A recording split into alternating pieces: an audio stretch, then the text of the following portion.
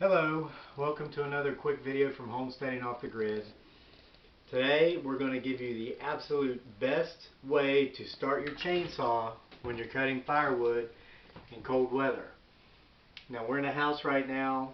It's 16 degrees outside where we are, and we still have a little firewood outside in our pile, but we're running low. Once I bring in what we have left out there, this will be full and we'll have enough for a few more days.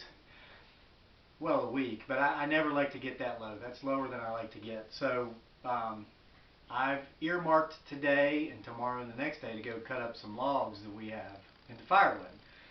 And I need to get some more kindling. Our little kindling rack is running low. We have a bunch of this.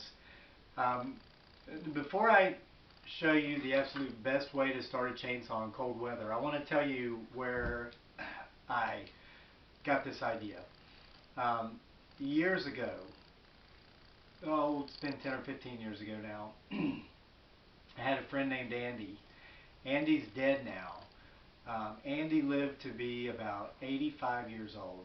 So 10 years or so ago, I used to cut a lot of firewood with Andy. Now at the time, Andy was 75 and I was 34, 35. I'm 44 now.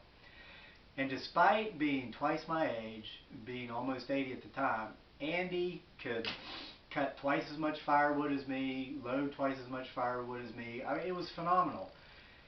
And I finally asked him one day, I said, Andy, you're 75 years old. How are you outworking a man more than half your age?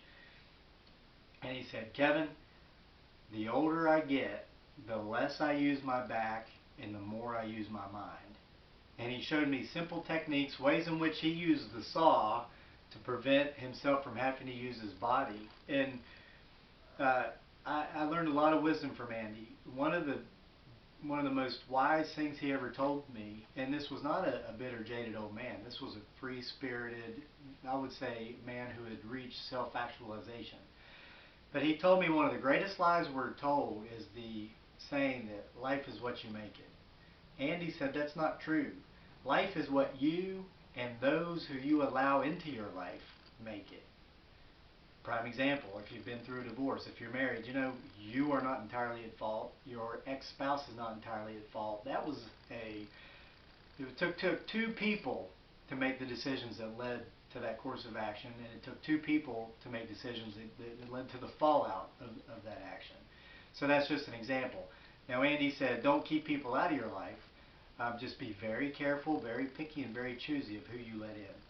So I tell you this story, which has nothing really to do with firewood, just to exemplify more for you how wise my friend Andy was. And this video is kind of in honor of him because he just recently passed away. So right now, as we're recording this video, it's the middle of January, it's 16 degrees outside.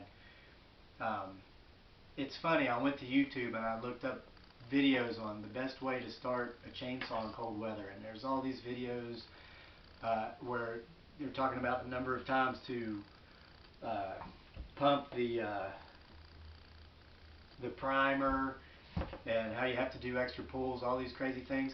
Well, I'm going to show you what my friend Andy, God rest his soul, showed me years ago.